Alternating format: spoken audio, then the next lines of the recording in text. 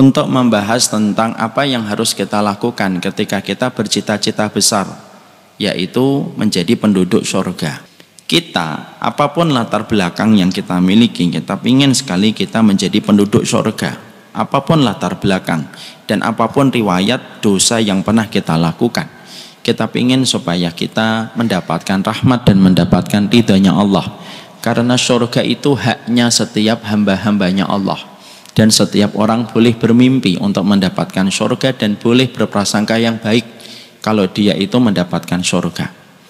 Makanya kalau ibu mendapatkan, ada temannya berkata, saya ingin mendapatkan surga Firdaus, itu jangan kita mengomentarinya dengan kalimat sombong sekali kamu. Padahal amalmu aja masih Senin Kamis.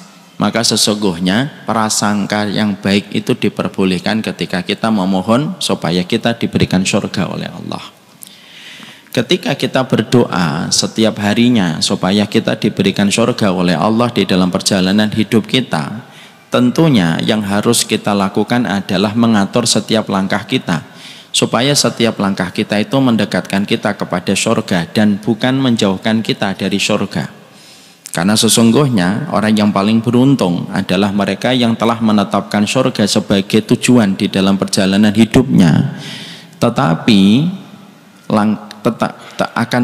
langkahnya terus mendekatkan dia menuju kepada surga. Itu beruntung. Orang yang buntung adalah orang yang menetapkan surga tetapi justru setiap langkahnya menjauhkan dirinya dari surga. Karena tidak setiap orang yang ingin mendapatkan surga itu mendapatkan surga di dalam setiap langkah kakinya. Ada sebuah kisah yang bagus, Bu. Pada zaman Umar bin Khattab radhiyallahu anhu, maka Umar itu berdiri di depan gereja. Maka dia melihat lalu lalang orang ketika berada di dalam gereja. Ada yang mengambil air suci, ada yang membawa palang dan lain sebagainya. Dan mereka melakukan itu dengan susah payah. Pada saat itulah ketika Umar bin Khattab berdiri di depan gereja, melihat lalu lalang orang yang melakukan banyak hal dan kegiatan di dalam gereja itu, maka Umar itu menangis. Dan ketika beliau menangis, ada orang di sampingnya dan bertanya, "Ma yubkika?" Yang membuatmu nangis apa, wahai Umar bin Khattab radhiyallahu anhu? Yang membuatmu nangis apa? Lalu Umar mengatakan dan membacakan ayat yang ketiga dan ayat yang keempat pada surat Al-Ghasyiyah. Amilatun nasibah tasla naron hamiyah.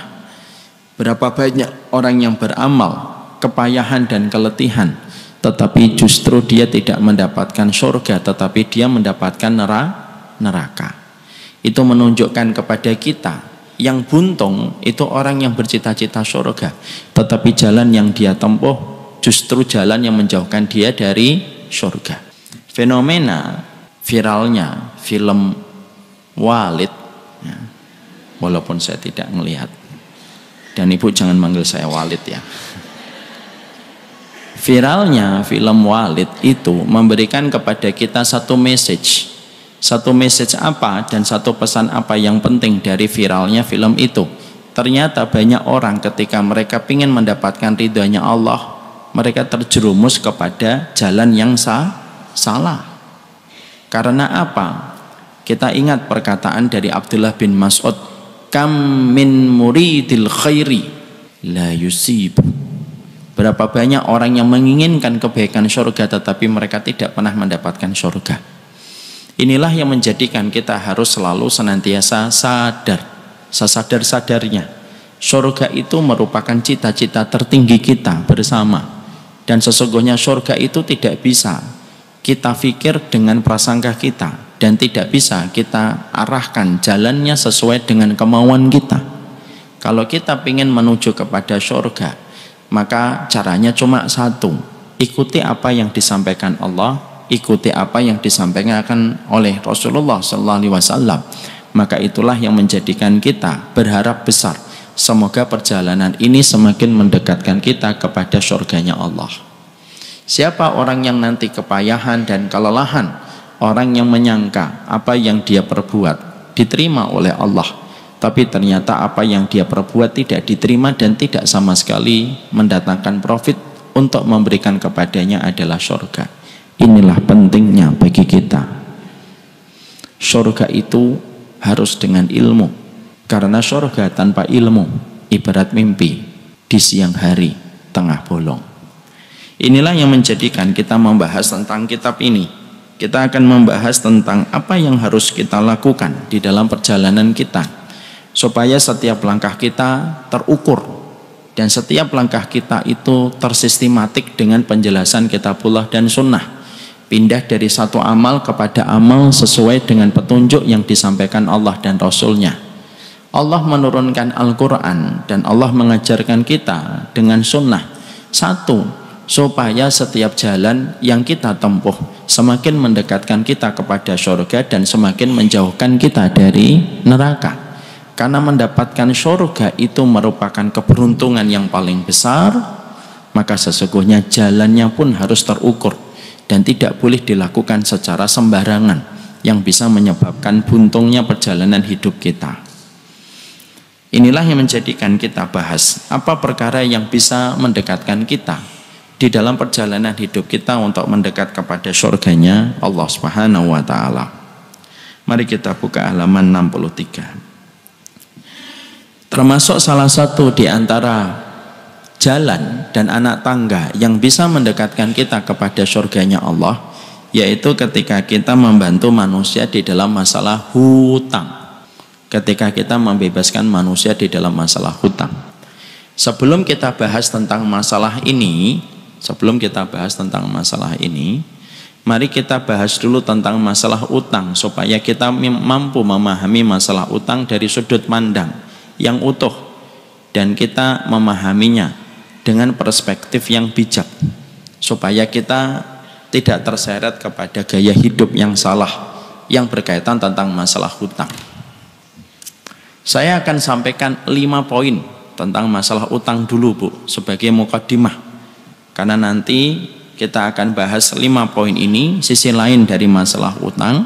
Nanti kita akan bahas pula adab ketika kita berhutang, dan yang ketiga kita akan bahas bagaimana keutamaan ketika kita punya kelapangan harta, lalu kita membantu orang terbebas hutangnya pada keluarganya. Kita tentunya paham yang pertama yang kita harus miliki dan kita harus pahami. Hutang itu harus kita pahami secara utuh. Jangan hanya dipahami hutang itu mubah. Ini kalimatnya kurang sempurna. Ustadz, hukumnya hutang apa? Mubah. Nah, kalau sudah begini, akhirnya nanti kita menggampang-gampangkan untuk hutang, karena dimulai dari narasi yang tidak sempurna. Kalau kita bicara tentang hutang, Ibu, maka sikap yang pertama yang harus kita paham adalah hutang itu mubah, tetapi perkara mubah yang bisa menghalangi kita untuk memasuki surga. Ini catatannya. Jadi nanti kita kalau ditanya sama anak kita, ditanya sama teman kita, ditanya sama diri kita ketika kita ada dorongan untuk hutang. Hutang itu hukumnya apa? Hukumnya mubah. Tetapi perkara mubah yang bisa menghalangi seseorang memasuki surga itu hutang. Perkara mubah, minum yang halal, makan yang halal itu perkara mubah, tapi tidak menjadi penghalang kita untuk memasuki surganya Allah secara signifikan. Tapi perkara mubah, perkara yang diperbolehkan oleh Allah, diperbolehkan oleh Rasul, tetapi berdampak serius. Gagalnya manusia untuk menuju kepada surganya Allah itu adalah masalah hutang. Sehingga ketika kita pengen berhutang, yang kita pikir bukan hanya segepok uang yang akan mengalir ke rekening kita untuk membayar apa yang kita butuhkan, tapi yang kita harus selalu pikirkan, hutang itu berkaitan tentang surga dan berkaitan tentang neraka seseorang dan berkaitan tentang amalan seseorang. Ibu sebaik apapun kalau punya hutang, pada zaman Nabi dan ibu meninggal dunia, Nabi tidak mau menyolatkan. Saya hafal 30 juz, ibu hafal 32 juz misalnya. Saya hafal 30 juz, lalu jangan saya deh, ada orang hafal 30 juz meninggal dunia, punya hutang. Maka ketika kita hidup pada zaman Nabi, Nabi akan selalu bertanya, dan pertanyaan itu tidak pernah ditinggalkan Nabi kalau akan menyolatkan seorang sahabat. Hal alaihi dain, punya hutang atau tidak? Punya ya Rasulullah. Fatarakahu. Kalau dikatakan kepadanya dia punya hutang, Nabi meninggalkan dan tidak mau mensolatinya. Walaupun dia orang baik, walaupun dia orang baik, walaupun dia orang yang tahajud, walaupun dia orang yang tahajud, walaupun dia menegakkan sunnah, mencintai sunnah, haji, umroh, membantu anak yatim, punya hutang, ketika meninggal dunia, Nabi tidak mau mensolati. Inilah perkara yang menjadikan kita akhirnya berpikir supaya kita tidak gampang menjadikan diri kita mudah berhutang. Karena penjelasan beberapa para ulama itu mengatakan kepada kita bahwasanya setan itu mendorong-dorong kepada pikiran kita supaya pikiran kita itu memiliki banyak keinginan, dan ketika banyak keinginan, setan tahu pemasukan rezeki kita setiap bulan itu berapa. Ibu, kira-kira setan tahu nggak rekening ibu ada berapa? Tahu atau tidak tahu? Mana dalilnya kalau tahu? Setan tahu, karena korin itu menyertai kita setiap waktunya. Ketika setan itu tahu berapa uang yang kita dapatkan, setan itu lalu terkadang membuat jebakan kepada manusia.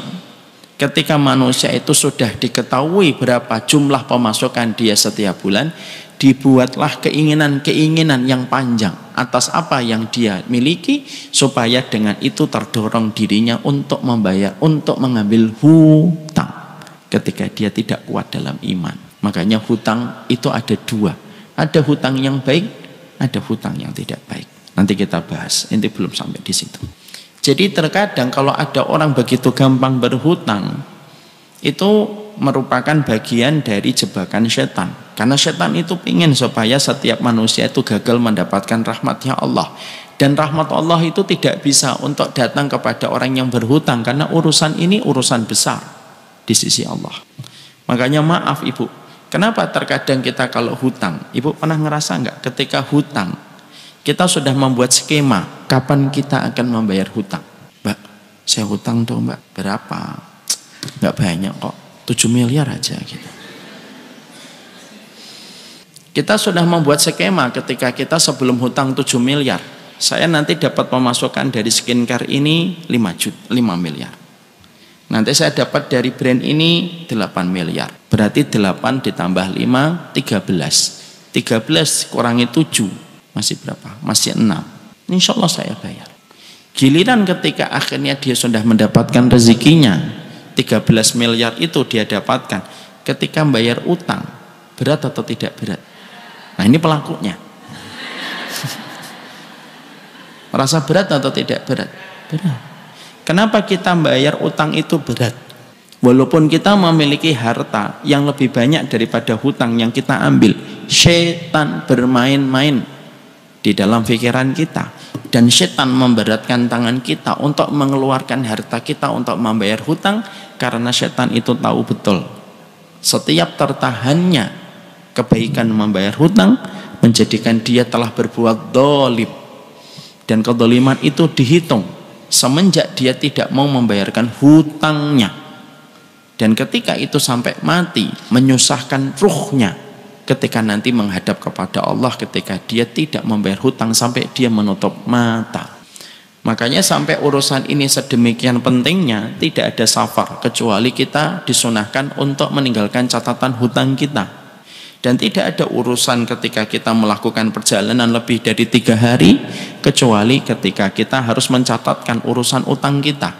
Ibu mau haji tahun ini, tulis catatan hutangnya berapa. Ibu mau melakukan perjalanan ke Surabaya dalam waktu 2 hari, tulis catatan hutangnya. Kenapa? Saking berpengaruh hutang dalam kematian kita, dan saking berpengaruhnya hutang dalam urusan surga dan neraka manusia. Suka tidak suka, mau tidak mau, terima. Itulah syariat yang Allah ikat di dalam leher kita. Alah, hutang nggak usah dibuat berat Ustaz. Hutang itu berat. Hutang itu berat Ferguson, berat. Makanya kita bingung kalau sistem hari ini di dalam market pengadaan barang itu justru diarahkan untuk berhutang, ya atau tidak?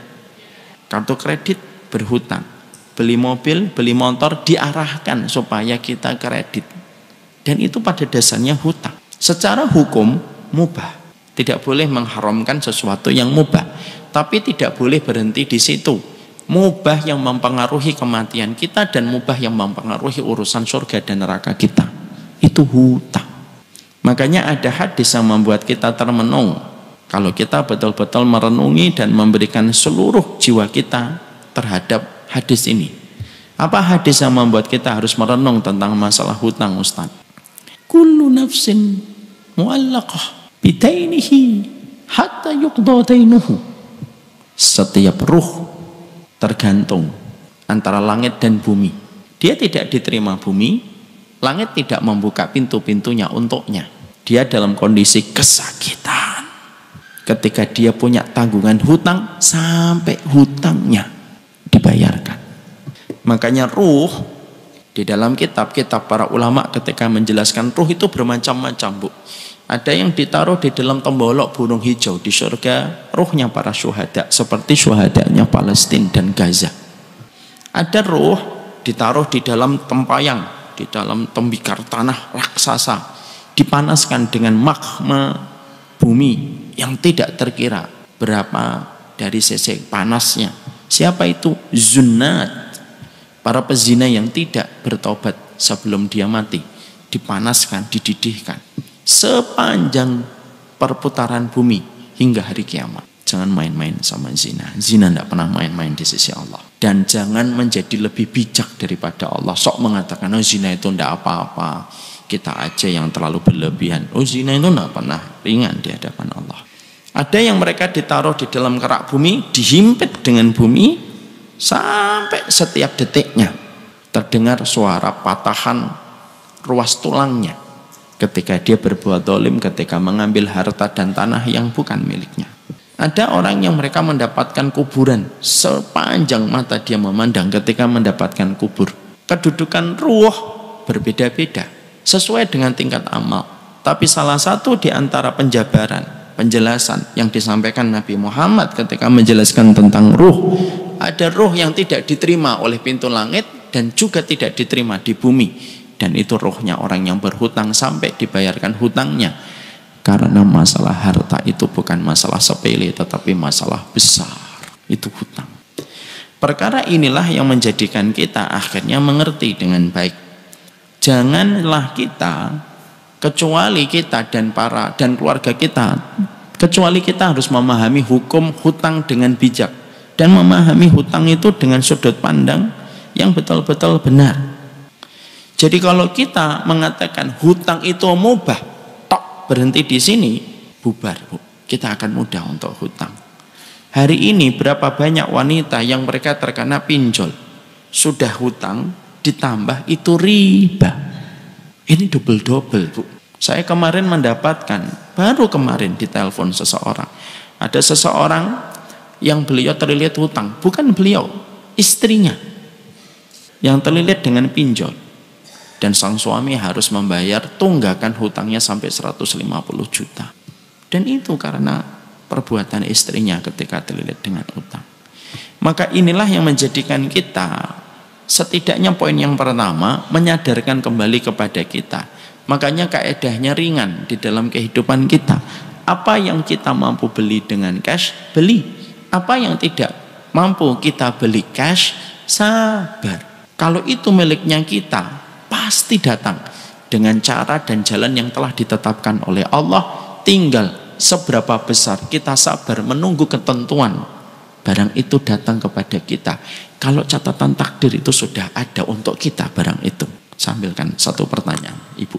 Saya tanya untuk Ibu. Ibu ketika ingin untuk mendapatkan rumah, lalu harus pakai riba. Contoh misalkan, ini harga rumahnya 2 miliar, Pak. Maka ketika pengen pakai hutang, pengen pakai riba, cicilan, maka sesungguhnya ini dicicil setiap bulannya 5 juta. Sampai berapa tahun? 15 tahun. Oke, kita tanda tangan. 15 tahun. Cicilan per bulannya berapa tadi? 5 juta. Setelah 15 tahun dia bisa bayar. Rumah itu milik dia atau tidak milik dia? Milik dia. Pertanyaan saya kepada Ibu, kalaupun memang rumah itu milik dia, kalaupun 15 tahun yang lalu dia tidak mencicil, tapi memang rumah itu ditakdirkan oleh Allah milik dia, datang nggak itu milik dia? Allah kasihkan nggak rumah itu milik dia? Kasihkan. Cuma terkadang manusia itu mereka terkena sifat terburu-buru ketika ingin memiliki sesuatu. Makanya sampai dikatakan sifat terburu-buru itu menyebabkan 2 dosa besar. Orang yang terburu-buru dia zina. Orang yang terburu-buru dia ngambil riba. Dan riba itu selalu lengket dengan masalah hutang yang ditransaksikan dalam bentuk riba. Ketika orang yang memberikan hutang justru berbuat kezaliman kepada orang yang mengambil utang darinya. Makanya kaedahnya kita setelah memahami poin yang pertama, hutang itu mubah tapi bisa menjadi penghalang antara kita dengan surga, maka yang kita lakukan adalah apa yang kita bisa beli, beli. Apa yang tidak bisa kita beli sekarang dengan uang cash, nanti. Dan ibu katakan itu kepada suaminya. Karena terkadang suami ibu itu menerima nasihat-nasihatnya ibu. Maaf ya bu, saya mengatakan. Rata-rata suami itu tahu 90% nasihatnya istri itu benar. Yang tidak disukai suami itu cuma satu, nada dan intonasinya yang tidak enak. Ibu sampaikan saja dengan cara yang baik. Maka sesungguhnya beli. Dan saya ingatkan ibu, sekuat apapun barang itu melambai-lambai kepada ibu supaya membelinya, tapi ketika ibu tidak bisa membelinya, satu, ibu harus yakin. Kalau ada satu barang, mata ibu tertuju pada barang itu. Inilah kenapa dalam Islam kita tidak boleh banyak melihat. Karena kalau melihat itu pasti kepengin. Makanya kemarin saya menyampaikan kan, kenapa kalau kita masuk pasar, masuk mall, sebelum kita masuk mall kita sudah membuat 10 list. Tapi kenapa keluar dari mall ada 23 list? Melihat. Ini Masya Allah, ini kajiannya pas di tempat ibu-ibu. Jangan melihat. Kalau ibu masuk ke online shopping atau ke Shopee online, shopping online, fokus sama barang dibeli, selesai keluar. Jangan budayakan umatnya Nabi Muhammad itu konsumtif. Konsumtif itu dalam urusan akhirat bu. Jangan konsumtif dalam urusan yang tentunya tidak membawa kebaikan untuk keluarga, terutama untuk suami kita. Makanya maaf nih, kita kembali ke kaidahnya. Kalau kita akan tertuju kepada satu barang, kita pengen beli, maka kita harus melihat barang ini betul-betul hanya sekedar keinginan atau kebutuhan. Kalau ini merupakan kebutuhan, maka mintalah sama Allah. Minta sama Allah. Emang boleh Ustadz minta dunia kepada Allah? Boleh. Kata Nabi, hatta syas'a ni'alihi, sampai tali sandal kamu yang putus, minta kepada Allah gantinya supaya diberikan ganti dari tali sandal kamu yang putus. Kalau memang ini kebutuhan kita. Yang ketiga, kalau ternyata ibu belum mendapatkan rezeki tapi barang ini melambai-lambai, ayo mbak, lagi promo mbak, Masya Allah mbak, bulan depan belum tentu promo mbak, bulan depan kami tutup mbak. Saya tahu apa yang dipikiran ibu-ibu.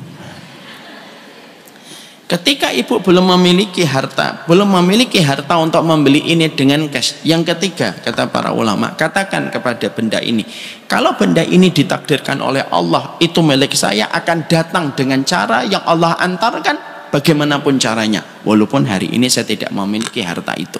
Misal nih, harta ini harganya 5 juta, butuh kita, tapi di tangan kita cuma 1 juta. Maka ketika kita pengen beli dan dorongannya setan itu mengatakan segera, belum tentu bulan depan masih ada.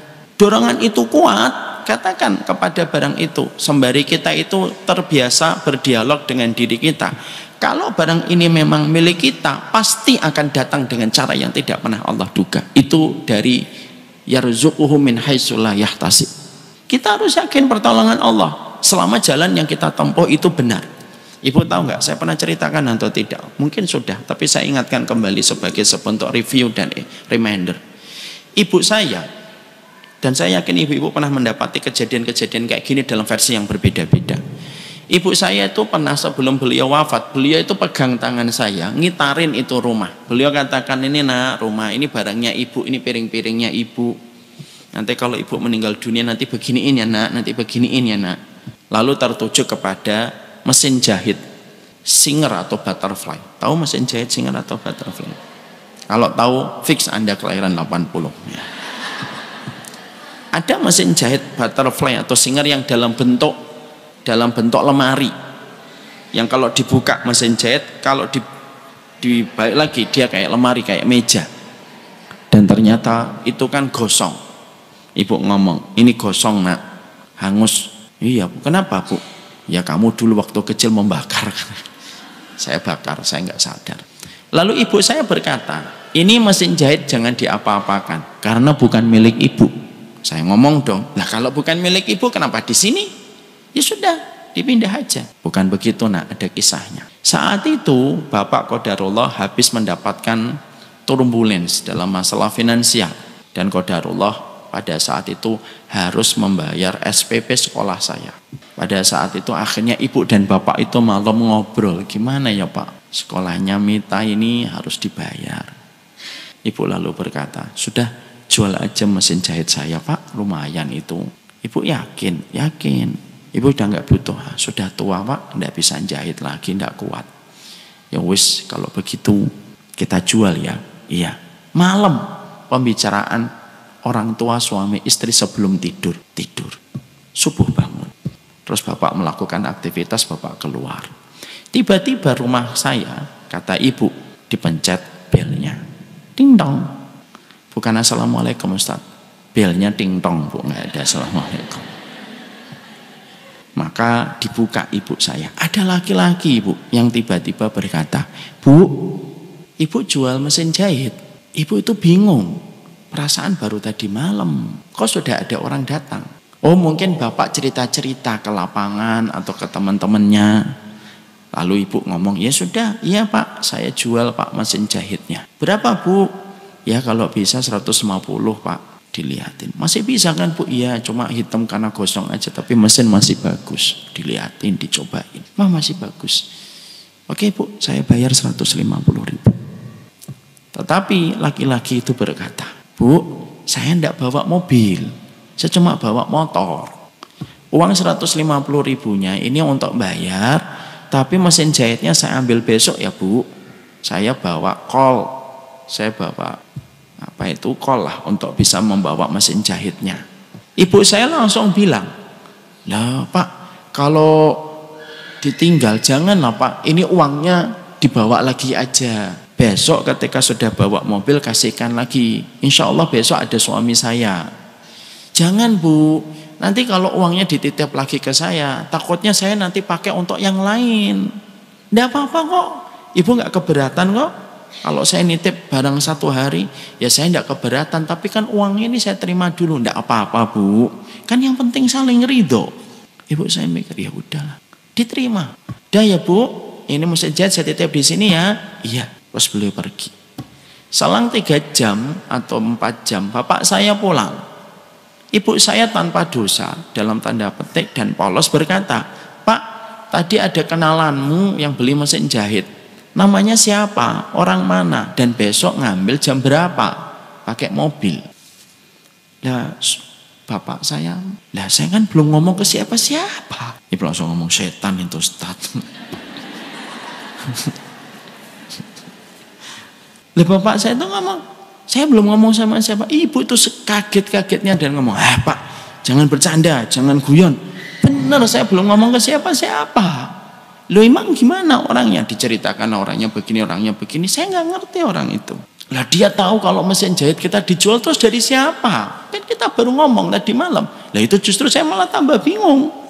Sampai Bu, hari berikutnya ditunggu Bu seharian, bapak dan ibu tidak keluar. Bapak seharian tidak keluar karena nunggu. Dari pagi jam 7 sampai jam 7 malam orangnya nggak datang. Lusanya nggak datang. Sampai pekan depan, sampai tahun depan, sampai ketika kisah itu disampaikan ke saya, sudah berlalu beberapa tahun, orangnya tidak pernah datang. Mesin jahitnya masih ada di rumah. Apa yang kita ambil? Saya yakin ibu-ibu pernah mendapatkan pertolongan semacam ini dalam versi ibu-ibu.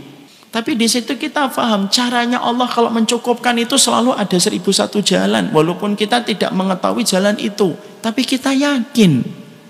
Keyakinan itu kita tempatkan pada saat ketika ada keraguan pada hati dan akal kita. Akal pikiran kita itu sering membuat kita ragu. Makanya keyakinan itu mengalahkan keraguan. Kalau barang itu 5 juta, ibu baru menggenggam 1 juta, dan ibu yakin ibu butuh barang ini, ibu yakin saya butuh barang ini Ustadz, maka pasti akan datang dengan cara yang tidak pernah kita duga dan tidak akan pernah kita sangka.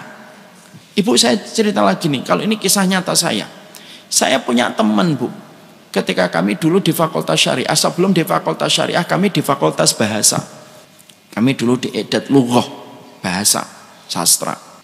Teman saya orang Kalimantan masuk ke kelas, dia dekat dengan saya duduk di tengah. Saya lagi buka kitab persiapan kuliahnya. Tiba-tiba dia bisik-bisik sama saya. Itu terjadi di tahun 2003-2004. Dia bisik-bisik kepada saya, pinjam uang 5 juta ada enggak? Gitu. Saya bilang enggak ada 5 juta. Adanya 1 juta. Adanya 1 juta. Untuk apa? Istri saya kelihatannya harus disesar. Bayinya sungsang. Dan rumah sakit menetapkan harus nitip dana dulu 5 juta sebelum dilakukan tindakan lanjut. Saya bilang saya nggak punya 5 juta. 1 juta ada, ambil aja, pinjam aja dulu. Ya kalau 1 juta masih kurang. Akhirnya saya memberikan usul. Sudah diadakan tabarruat. Ibu tahu tabarruat? Tabarruat itu minta donasi. Jadi mahasiswa kita saat itu satu kelas itu 40 orang. Sebagian dari teman-teman saya sudah jadi ustadz. Saya juga alhamdulillah. Maka pada saat itu tidak sampai 1 juta Bu yang terkumpul, kurang. Beliau bingung gitu, aduh nggak ada sampai 2 juta padahal harus ini. Saya langsung mengatakan pindah rumah sakit aja yang lebih murah atau bidan, tapi ini masalahnya sesar akhi gitu. Ya sudahlah, antum lebih tahu. Tiba-tiba handphonenya bunyi Bu, dia sudah punya handphone yang gede banget tuh loh, yang saat itu kalau jatuh ke jempol kaki bengkak 4 hari. Maka pada saat itu akhirnya tiba-tiba handphonenya bunyi. Ini kisah nyata, karena kita harus paham ya, kisah-kisah itu bisa menghidupkan hati kita. Lalu diangkat itu teleponnya, dan ketika diangkat teleponnya itu terjadi sebuah debat Bu. Dan saya nggak terlalu peduli asalnya dan tidak terlalu notice pertamanya. Ketika saya langsung buka kitab, ketika dia nerima telepon, dia ngomong, enggak Pak, enggak, bukan Pak, bukan, enggak Pak, beneran bukan Pak gitu. Saya tuh setelah kejadian telepon itu saya tanya, apa sih, siapa sih yang nelpon? Ibu tahu nggak siapa yang nelpon? Tiba-tiba ada orang nelpon Bu. Lalu mengatakan, Bapak namanya ini ya? Beliau namanya Fulan, panggil aja Asep ya. Bapak namanya Asep ya? Iya. Bapak jual sarung? Saya nggak jual sarung.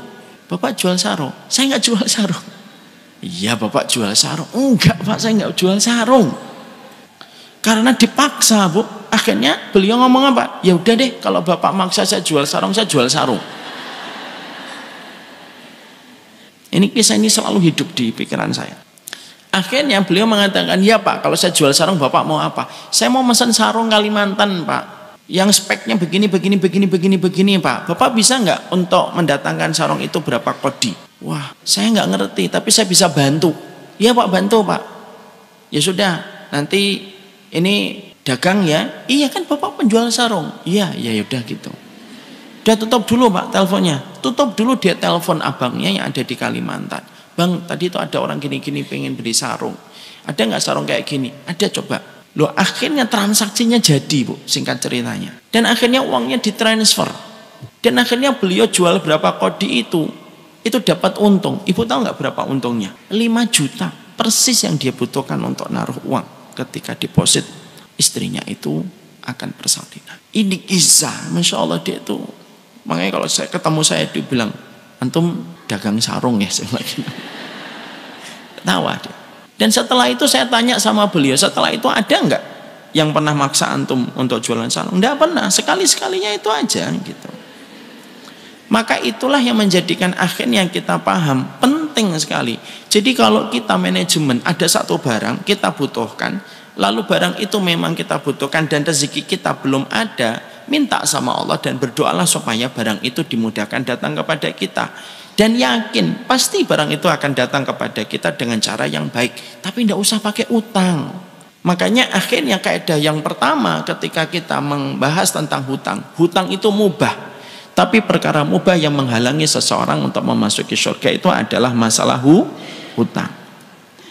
Yang kedua yang kita harus paham tentang masalah hutang itu, kita harus mengerti bahwasanya hutang itu merupakan perkara yang menjadikan seseorang itu mendapatkan sebuah kerugian besar. Ya. Jadi hutang itu perkara yang sering membuat seseorang itu bisa terlilit dengan masalah besar.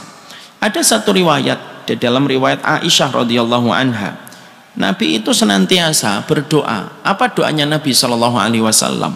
Doanya Nabi dalam satu riwayat yang sahih, Allahumma inni a'udzubika min adzabil qabr wa a'udzubika min fitnatil masiihid dajjal wa a'udzubika min fitnatil mahya wa fitnatil mamat. Allahumma inni a'udzubika minal ma'sami wal maghrami. Maka sesungguhnya Nabi itu selalu berdoa. Dan di antara doa yang senantiasa dimintain oleh Nabi perlindungannya, yaitu Nabi ketika memohon perlindungan, ya Allah, aku berlindung kepadamu dari dosa dan dari hutang. Mari kita perhatikan tentang doa ini dalam riwayat Aisyah. Kenapa Nabi itu memohon kepada Allah, Allahumma inni a'udzubika minal ma'sami wal maghrami. Aku berlindung diri dari dosa dan aku berlindung diri dari hutang. Kenapa disebutkan kata dosa dan setelahnya itu kata hutang? Karena hutang itu menyebabkan banyak dosa kalau kita tidak dikuatkan hatinya oleh Allah. Minimal orang yang hutang itu terkadang apa? Dia berbohong ketika jatahnya membayar dan dia belum bisa membayar, terkadang berbohong. Loh, katanya hari ini, ternyata hari itu tidak datang. Minimal berbohong. Sehingga akhirnya terkadang kita menjumpai kan, maka parahnya itu apa? Berapa banyak putusnya silaturahmi disebabkan masalah hutang. Berapa banyak orang itu kalau mau hutang, orang yang berhutang itu, Masya Allah, melihat kita kayak malaikatur rahmah. Tapi setelah jatahnya membayar, dia melihat kita itu kayak malaikatul adab. WA nggak dibales, telepon nggak diangkat. Kadang-kadang ketika dia menagih, yang ditagih lebih marah. Nggak usah ngomong betul-betul, Bu. Memang betul. Untuk memberikan arti kepada kita bahwasanya itulah perkara yang menjadikan seseorang itu memahami betul bahwasanya hutang itu dekat dengan dosa. Makanya ada seseorang sahabat yang mengatakan kepada beliau, ma aktsara ma tasta'id minal maghrabi. Ya Nabi, kenapa engkau paling banyak berlindung dari hutang? Kenapa engkau banyak berlindung dari masalah hutang ya Nabi? Lalu beliau mengatakan, inna rajula idza gharima haddasa fakadzaba wa wa'ada fa akhlafa. Lalu Nabi mengatakan dalam riwayat Bukhari, kenapa Nabi itu paling sering berlindung dari hutang? Maka beliau menjawab, gimana aku tidak berlindung dari hutang? Hutang itu menjadikan apabila berjanji menyelisihi, apabila berkata dia berbohong. Dan hutang itu menjadikan apa? Keresahan di waktu malam dan kesedihan di waktu siang. Itu hutang. Sehingga akhirnya beruntung sekali orang yang mereka itu tidak memiliki banyak keinginan, sehingga dia tidak perlu banyak utang. Terkadang sedikit harta itu lebih baik tetapi disertai dengan sedikit keinginan, daripada orang yang memiliki harta yang banyak tetapi memiliki banyak keinginan. Akhirnya apa? Hutang. Hutang itu keresahan di waktu malam, kesedihan di waktu siang, Bu. Dan membuat pikiran kita itu terbebani terus. Susah hati kita untuk menjadi lapang. Dan hari ini, Masya Allah, maraknya pinjol. Pinjol itu tidak akan marak selama tidak ada yang menggunakan jasa pinjaman online. Tapi kenapa pinjol itu bertebaran di mana-mana dan akhirnya menimbulkan berbagai macam implikasi sosial yang kita jumpai? Karena sesungguhnya pinjol itu bisa bertahan karena ada orang yang terus memanfaatkannya. Makanya tidak salah kalau ada sudah tulisan peringatan Indonesia darurat pinjol. Dan Nabi sudah mengatakan kepada kita. Makanya gaya keinginan itu tidak ada habisnya. Ketika kita mendapati bahwasanya Nabi berlindung dari masalah utang, dan Nabi mengatakan bahwasanya hutang itu dengan dosa, itu yang menjadikan akhirnya kita berpikir 1000 kali sebelum kita mengambil hutang. Karena apa? Dosa itu membayangi kepada siapapun yang menggampangkan tentang masalah hutang. Itu yang kedua. Yang ketiga, yang kita harus mengerti tentang hutang. Hutang itu terbagi menjadi dua. Ada hutang yang baik, ada hutang yang tidak baik. Hutang yang baik itu adalah ketika ibu berhutang dalam kondisi yang betul-betul darurat, yang apabila ibu tidak berhutang menyebabkan kecelakaan yang menimpa kepada ibu dan keluarga ibu. Nah, disitulah kita boleh berhutang. Dan itu hutang yang baik. Hutang ya Pak, kenapa Bu? 2 hari ya Ustaz, gak makan. Demi Allah, saya gak makan. Suami saya juga gak makan. Utang semacam ini boleh. Karena dia betul-betul ingin menyelamatkan dirinya dari berbagai macam kerusakan yang bisa menimpanya. Hutang semacam ini hanya orang itu yang tahu apakah sudah jatuh dalam perkara itu atau tidak. Dan dia tidak punya sesuatu. Rumahnya ngontrak, barang yang ada di rumahnya itu barang-barang pemberian orang, kursinya dikasih orang, lemarinya juga dikasih orang. Dan terkadang ada orang mukmin yang mereka itu menunggu izah, Bu. Ada orang mukmin yang mereka itu tidak mau kelihatan bahwasanya dia itu berkebutuhan. Makanya ibu yang sensitif kalau ngelihat ada tetangganya kok kayaknya kurang tapi nggak pernah minta-minta dan nggak pernah berhutang. Ada orang-orang mukmin yang mereka itu punya pride untuk tidak mau berhutang dan meminta-minta. Dan ini orang mukmin yang dicintai oleh Allah. Ada kisah Bu di Cikarang, cerita. Ada suatu keluarga punya anak 4 atau 5 ya. Dan maaf ya Pak, Ibu, masalah kemiskinan itu tidak ada hubungannya dengan masalah anak. Sampai akhirnya diwacanakan untuk vasektomi. Masyarakat lapar itu kewajibannya negara, bukan malah divasektomi. Saya tidak setuju dengan itu. Tadi saya cerita apa ya? Oh ya, Cikarang. Ada satu keluarga Bu, punya anak 5. Satu waktu keluarga itu tidak pernah minta-minta, tidak pernah utang Bu. Suaminya hanya tukang las. Tetangganya menyangka dia itu kaya, menyangka dia itu kecukupan, bukan kaya, menyangka dia itu kecukupan karena tidak pernah minta-minta. Sampai satu waktu ada salah satu di antara anak mereka main ke dalam rumahnya tukang las ini Bu. Ngelihat ketika makan, ngambil nasi, cuma beli nasi 2, dimakan bareng, cuma ditaburin garam sama kecap, lalu dimakan bareng. Terus nanti ibunya dan bapaknya terakhir, setelah ada sisa baru bapak ibunya makan. Kisah ini baru ketahuan setelah ada anak itu cerita ke bapaknya, Pak, kemarin saya main ke rumahnya situ, makannya pakai kecap sama garam, anak-anaknya disuruh makan, saya juga disuruh makan tapi nggak mau karena nggak ada lauknya. Terus sang bapak itu, makanya nanti Pak setelah anak-anaknya selesai, baru setelah itu bapak sama ibunya yang tukang las itu loh Pak, baru makan sisanya. Beliau yang cerita kisah ini kepada saya berkata, ini kalau enggak Allah kirimkan anak saya makan di rumahnya, kita nggak akan pernah tahu kalau dia itu berkebutuhan Ustaz. Jadi ada di antara orang mukmin itu yang mereka enggak mau minta, saking punya izahnya mereka enggak mau minta. Dan itu butuh sensitivitas kita. Ya, orang-orang semacam ini itu betul-betul Allah jaga, dan Allah itu sampai puji mereka.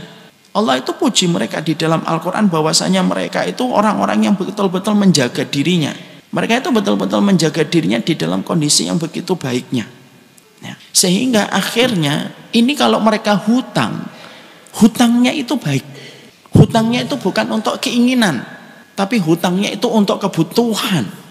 Hutangnya itu bukan untuk tindakan konsumtif, tapi hutangnya itu untuk tindakan doruri yang ada pada dirinya. Maka orang semacam ini nilainya, keutamanya besar untuk kita berikan bantuan kepada mereka. Dan ini merupakan hutang yang baik. Ada yang kedua Bu, hutang yang tidak baik atau hutang yang disebut dengan hutang yang buruk. Hutang yang buruk itu apa? Hutang yang tidak dalam kondisi kebutuhan mendesak, tetapi hanya untuk keinginan. Jadi dia ingin mendapatkan keinginan-keinginan tertentu dari sesuatu yang sifatnya tersier ataupun sesuatu yang sifatnya sekunder. Lalu dia berhutang. Padahal dia masih memiliki banyak perkara untuk mendukung kebutuhan dia sehari-hari. Ini buruk hutang semacam ini. Dan hutang semacam inilah yang mendekatkan kita kepada dosa. Dan mendekatkan kita kepada kepenatan dan keresahan dan kegelisahan di waktu malam dan di waktu siang.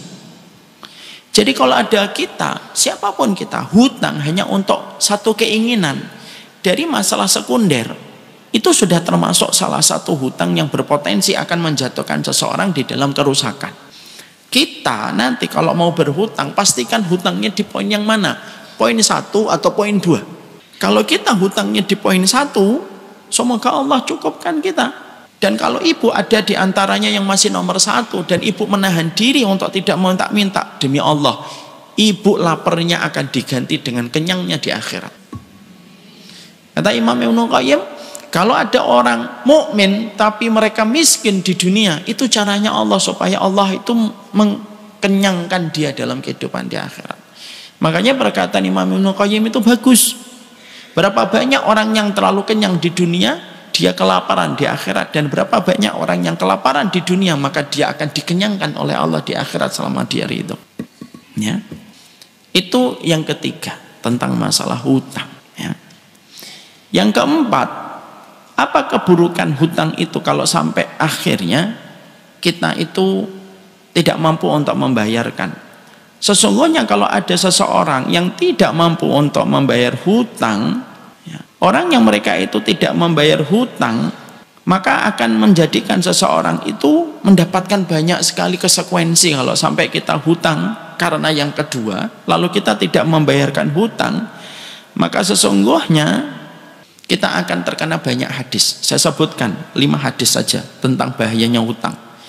Yang pertama dari hadis Uqbah bin Amir, Nabi mengatakan, la tukhifu anfusakum ba'da amniha. Qalu wa ma dzalika ya Rasulullah? Qala ad-dain. Nabi itu mengatakan, janganlah kalian menteror diri kalian sendiri setelah kalian diberikan keamanan oleh Allah. Ini bahasa-bahasanya Nabi. Jangan kalian tuh menteror diri kalian. Janganlah kalian menjadi teroris untuk diri kalian sendiri setelah kalian diberikan oleh Allah rasa aman. Para sahabat lalu nanya, wa ma dzalika ya Rasulullah? Apa artinya kami menteror diri kami sendiri ya Rasulullah? Lalu Nabi mengatakan, menteror diri kalian setelah mendapatkan keamanan itu ketika kalian berhutang. Semenjak kalian berhutang, kalian telah menteror diri kalian sendiri. Itulah yang tadi kita pelajari. Keresahan di waktu malam, kegelisahan di waktu siang, hutang. Dan Nabi mengkategorikan bahwasanya hutang itu adalah perkara yang sifatnya menteror diri kita. Jangan kalah dengan keinginan, Bu. Sebagaimana yang merusak diri kita ya keinginan lidah kita untuk makan. Akhirnya badan kita yang rusak. Yang kedua, hadis yang memberikan ancaman kepada kita tentang hutang itu apa? Hutang kalau tidak dibayarkan akan diambilkan dari amal yang kita perbuat dan ketaatan yang kita terlakukan.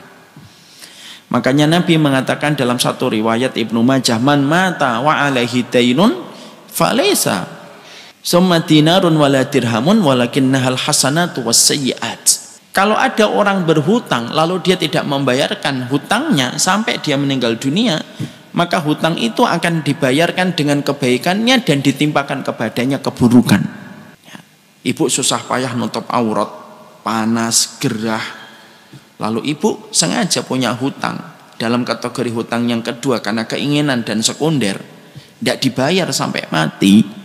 Demi Allah itu, kata Nabi, kebaikanmu dipastikan akan diberikan kepada yang memberikan hutang kepadamu.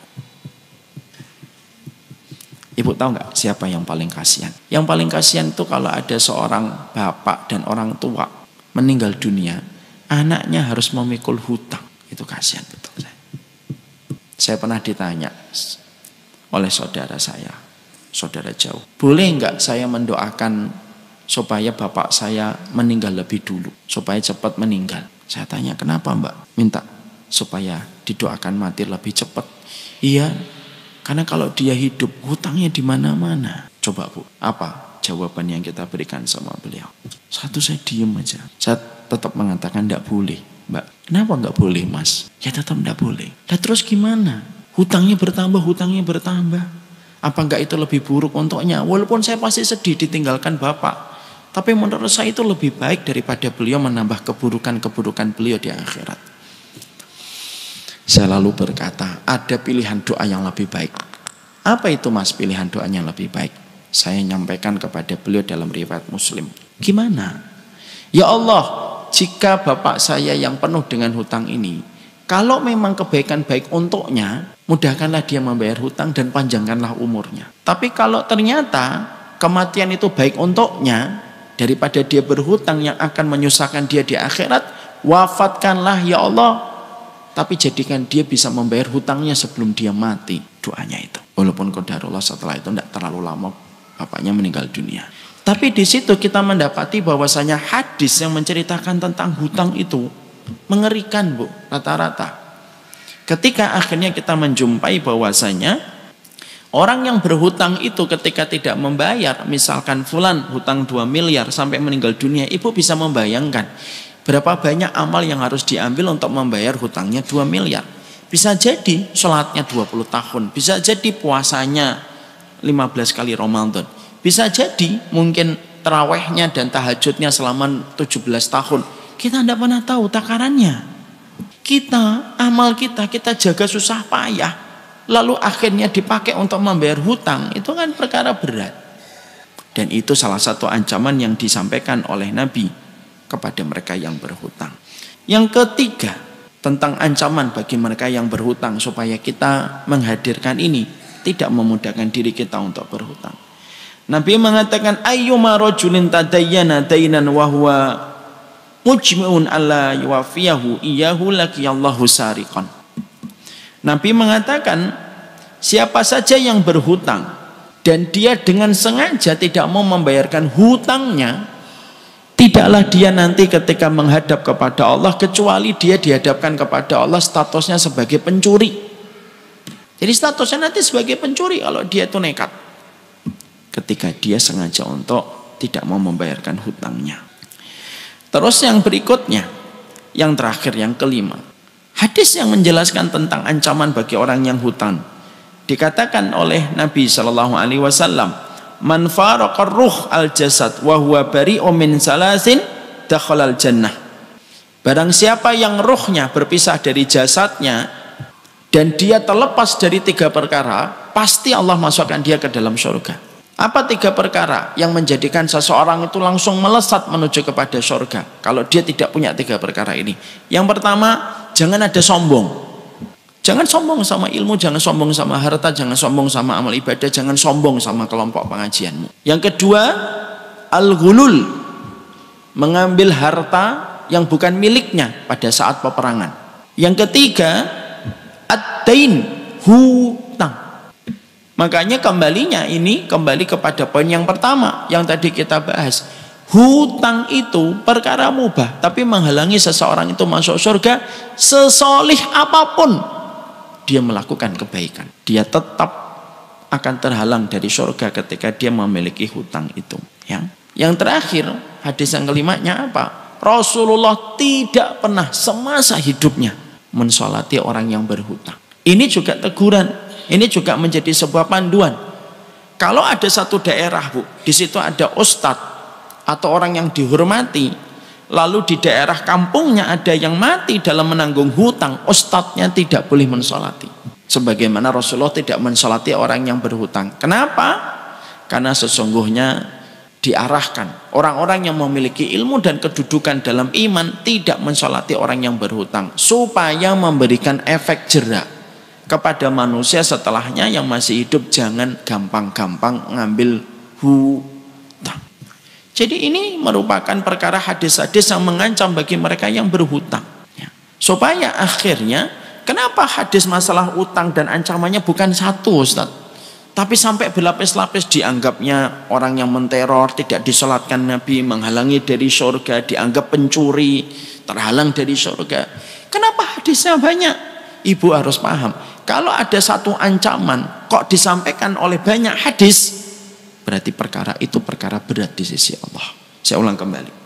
Kalau ada satu perkara kok ditahan, dilarang, dan diancam bukan dengan satu hadis, tapi banyak sekali hadis, berarti perkara itu perkara besar di sisi Allah. Sampai Nabi mengingatkan dalam banyak versi tentang masalah itu. Zina disebutkan oleh Nabi dalam banyak sekali hadis. Itu berarti zina itu dosa besar sekali. Homo disebutkan Nabi dalam banyak hadis. Itu menunjukkan berarti itu dosa besar. Termasuk diantaranya adalah hutang. Hutang itu disebutkan dalam banyak hadis, memberikan ancaman supaya orang tidak mudah untuk berhutang. Jangan mengexcuse diri kita supaya gampang berhutang. Karena ini musibah pada kehidupan di akhir zaman. Yang kelima, yang terakhir sebagai sisi lain ketika hutang. Hutang yang baik, hutang yang bersifat doruri, yang bersifat berkebutuhan, siapapun yang dia berhutang karena terdesak, Allah pasti akan membantu dia untuk membayarkan hutangnya. Selama dia bersungguh-sungguh untuk membayarkan hutang. Ibu sering kan dapetnya ada kisah orang terlilit hutang 3 miliar, 6 miliar, tapi bisa membayar hutangnya, itu Allah yang membantunya. Kalau dia betul-betul bersungguh-sungguh ingin membayarkan hutangnya. Ya, saya kemarin sebelum Ramadan kedatangan tamu Mas Sabtuari. Beliau ini pengusaha kalau nggak salah di Jogja. Bukan nggak salah, memang pengusaha di Jogja. Beliau menceritakan gimana dulu Pak ketika punya utang. Aduh Ustadz, di atas sini tuh kayak bebannya itu ndak hilang setiap jalan. Setelah bisa bayar utang, pelong sekali. Makanya hidupnya orang mukmin itu basicnya bukan utang. Bisa beli, tidak bisa beli, sabar. Jangan membiasakan utang. Ya. Jangan dikit-dikit ngomong utang dulu ya Mbak. Jangan. Saya Bu, kalau misalkan pingin untuk, misalkan nggak punya uang 2000-an, saya nggak ngomong utang, minta aja langsung. Minta ya 2000. Kenapa? Kalau saya ngomong utang dulu ya 2000, dia memberikan akadnya utang. Kita 2000 lupa. Makanya apa ucapan ketika satu jenazah akan dikebumikan, ketika masih diletakkan di masjid, apa ucapan keluarganya? Kalau ada sangkut paut hutang, mohon segera dikabarin kami. Sedemikian pentingnya masalah hutang. Kalau ibu ada di antaranya masih ada yang hutang, qadarullah kemarin hutang, dicatat Bu, sampaikan kepada anaknya. Nah, ini catatan utangnya mama, tidak usah dibuka. Kalau nanti mama aja meninggal dunia, selama saya belum ambil catatan ini, selama mama belum ambil catatan ini, berarti mama belum bayar. Kalau nanti mama sudah ambil, berarti mama sudah bayar. Tinggalkan Bu, karena kita tidak pernah tahu umur kita sampai hari kapan. Jangan sampai hutang ditutupin, dirahasiakan, kita yang kesakitan antara dunia dan langit ketika langit tidak menerima kita. Dan dunia pun tidak menerima kita. Hutang. Ini bab yang pertama. Tentang sisi lain, hutang. Yang kedua nanti kita bahas adabnya kita kalau berhutang. Dan yang ketiga, keutamaan apa yang kita dapatkan kalau kita membebaskan orang yang berhutang sebagai jalannya penduduk surga. Barakallahu fikum. Nanti kalau kita setelah mendapatkan materi ini, kalau kita tahu ada teman kita yang punya hutang, gak usah ditakut-takutin ya Bu, didoakan. Didoakan. Mungkin dia hutangnya pada saat itu belum tahu. Jangan sampai ibu terlalu semangat. Belum keluar dari majelis ini sudah WhatsApp, Mbak, saya punya informasi yang sangat penting buat antum. Apa Mbak? Oh, ada 5 ancaman besar Mbak bagi yang berhutang. Jangan begitu. Semoga Allah memberkahi kita dan membebaskan kita dari hutang. Saya kira begitu yang kita pelajari, Masya Allah. Dari yang banyaknya datang jelas bahwasanya kita sedang mempelajari tentang masalah hutang.